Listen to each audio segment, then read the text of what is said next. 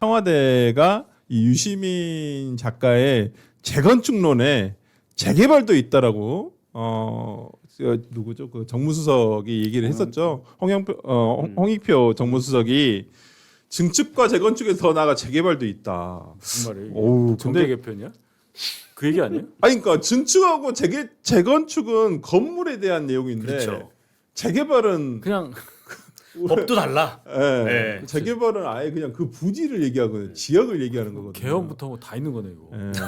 그런 거 아니에요? 예.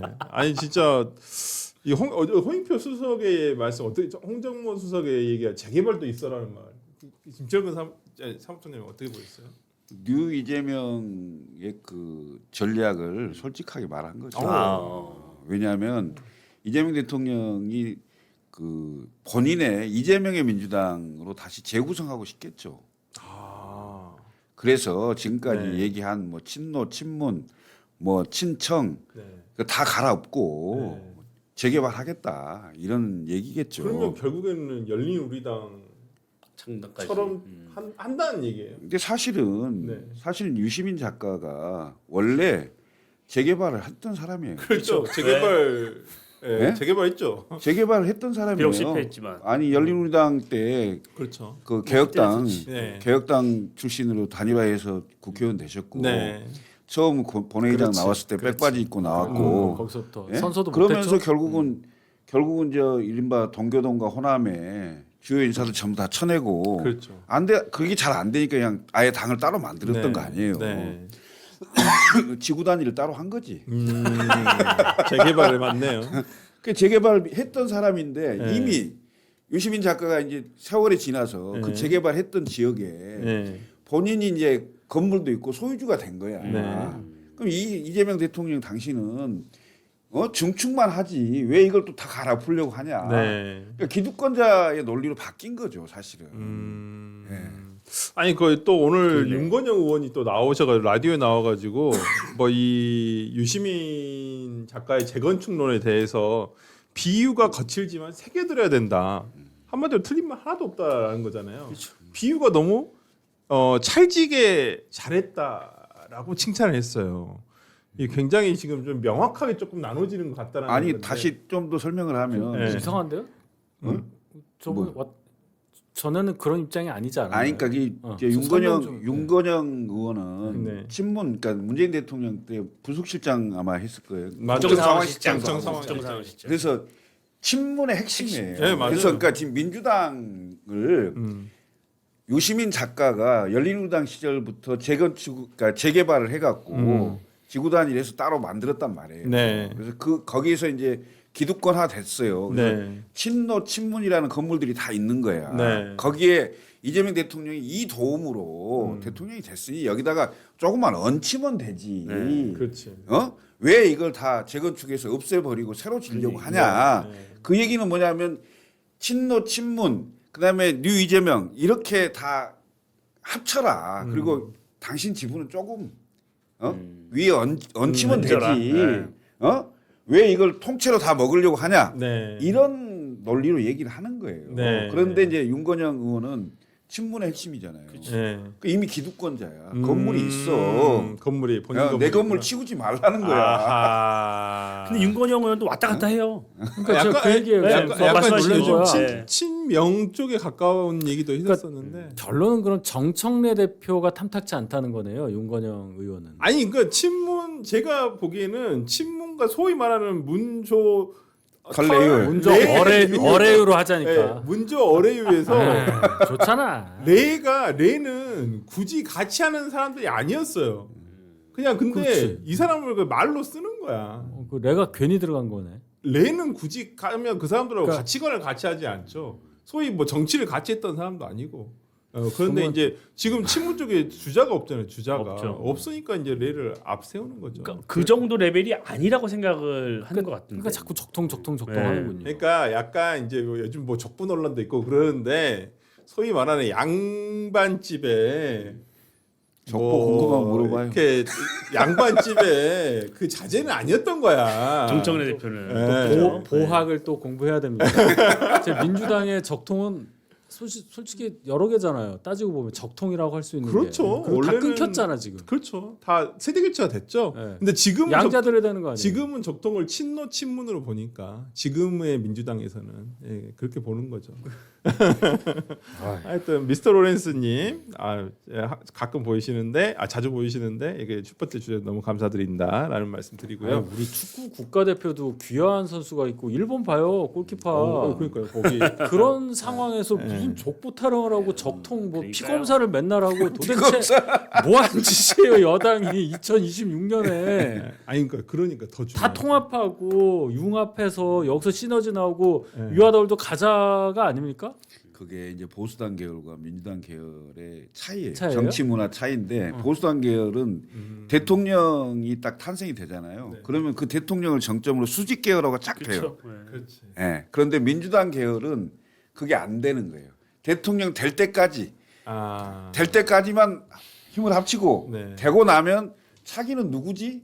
하고 바로 맞아요. 각자 도생으로 가는 거예요. 네. 그러니까 그게 노무현 때도 그랬고 네. 문재인 때도 그렇고 네. 지금 이재명 때도 그런 맞아요. 상황이 되고 있는 근데 거죠. 그리고 이재명 이제 대통령은 좀 그걸 원하지 않은 거예요. 그는 더- 너무 좋게 얘기하신 거 아니 같아. 더 또 웃긴 건 뭐냐면 이분들은 대부분 학생운동하고 들이받고 했던 분들이에요. 아. 그래서 이게 안 돼. 통제가 안 돼. 맞아. 예, 그래서 소그룹을 만들어서 들이받는 거예요. 네, 네. 그래서 있을 수 없는 얘기잖아요. 사실 1년밖에 안 된 대통령한테 그게 무슨 자신감에서 그렇게 하시는 거예요. 말도 뭐 안 되는 이렇게 하는 거잖아. 학생 운동을 지금도 하는 것도 아니고 한 4, 50년 전에 한 거 아닙니까? 아, 그 생각 그대로 갖고 있어요. 그렇죠. 그럼 결론은 아니 자신들은 아직도 청년이라 생각한다니까. 자신들 차례인데 우리 쪽에서는 우리 학생운동 그룹에서는 한 명도 대통령이 안 나온 상황을 대입해 보면 알 것 같아요. 20년 전에도 그런 거 아닙니까? 맞아요. 노무현 뭐 노사모다 해갖고 만들었는데 나중에 보니까 우리랑 좀 다른데 생각이 뭐 한미 네. FTA하고 한다. 그러니까 네. 막 공격한 거 공격하고. 아니에요. 네. 그래서 뭐 결국 끌어내린 거고 네. 결론은 저는 그렇게 봐요. 20년 지났는데 똑같은 거 아니에요. 이재명 대통령 학생운동 안 했는데 우리 쪽에서 나와야 되는 거 아니야? 이 생각 엄청나게 할 겁니다. 그러니까 자기들끼리 또 끌어내리는 거. 그러니까 족보가 나오는 거예요. 네. 전대협 네. 무슨 대 총학생회장 아, 그러니까 지금 이런 거 아니니까. 유력 당권 후보 세 분이 다 학생운동 출신이잖아요. 맞아요. 예. 네. 맞아요. 아마 두 분은 81학번이고 한 분은 85학번이고 뭐 건대, 연대, 서울대 이럴 거예요 아마. 뭐 또 그런- 이제- 김민석 후보 83, 아니 송영길 81, 8일일 거 둘. 네, 송영길 81이고 김민석 그 뒤고 아니야 8일. 그다음에 8일. 아니 저 하여튼 그렇게 됩니다. 네. 예, 하여튼 뭐 예. 하여튼 뭐 이제 제가 봤을 때는 민주당에서 약간 뭐 저는 김철근 총장님의 어떤 그 분석이 어느 정도 그 문화를 얘기해 줬다고 생각을 해요. 뭐 저도 그렇게 비슷하게 생각하고 있고. 근데 이제 보니까 이 노영희 변호사라고 이제 진보 진영의 스피커가 있으신데 유시민 작가에 대해서 상당히 적대적이죠. 이 정당 브레이커다 유시민에 대해서 이렇게 얘기를 하고 분열의 아이콘이다라고 규정을 하고 있어요. 그러면서 민주당 당권 경쟁에 외부 스피커, 빅 스피커가 끼어들면서 갈등이 더 커지고 있다. 이렇게 하면서 이제 본인이 이거 얘기를 해요. 11년 동안 이 정당을 개혁국민정당, 열린우리당, 국민참여당, 통합진보당, 정의당으로 이어지는 분당의 결정권자 역할을 했다. 근데 제가 봤을 때 소위 말하는 뉴 이재명 쪽에 있는 스피커들도 좀 말이 엄청 쌀벌하고 심해요. 제가 봤을 때 굉장히 상대방의 입장이라면 굉장히 기분 나쁠 것 같아.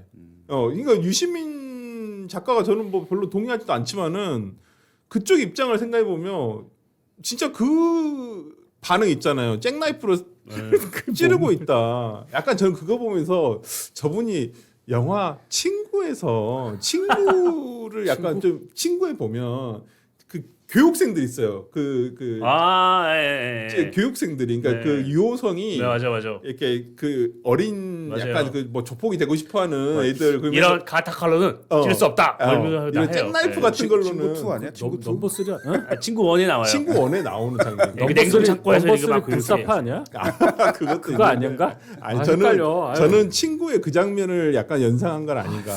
그러면서 진짜 이런 좀 노예한 어떤 은퇴한 뭐 진짜 이렇게 거물을 잭나이프로 찌르고 있는 그런 좀 늙은 깡패처럼 물러서지 않고. 좀 아니 근데 실제 그래요. 제가 봐도 이게 뭐 제가 유튜브나 이런 것들 좀 진보 진영 것도 보긴 보는데 보면 좀 심하다 싶을 정도예요. 네. 인신공격도 굉장히 심한 편이고 야 이렇게까지 하나. 그러니까 그들의 논리는 딱 하나예요. 야 대통령 1년 차에 이런 법이 어디 있어? 그럼 저는 그런 생각이 들더라고. 그럼 대통령 뭐 한 2년 차 되면 이제 이렇게 해도 되는 거야? 1년 차 때 이렇게 하면 안 되면 2년 차 때는 해도 되는 거고 3년 차 때는 더 해도 되는 거고. 약간 그들의 논리는 그거예요. 대통령이 1년 차에 이러는 게 어딨냐. 이런 식이거든. 아니, 그러니까 그 유시민 작가가 ABC론을 얘기했잖아요. 네. 그러니까 지금 친노 친문은 A에 속하고 그렇죠.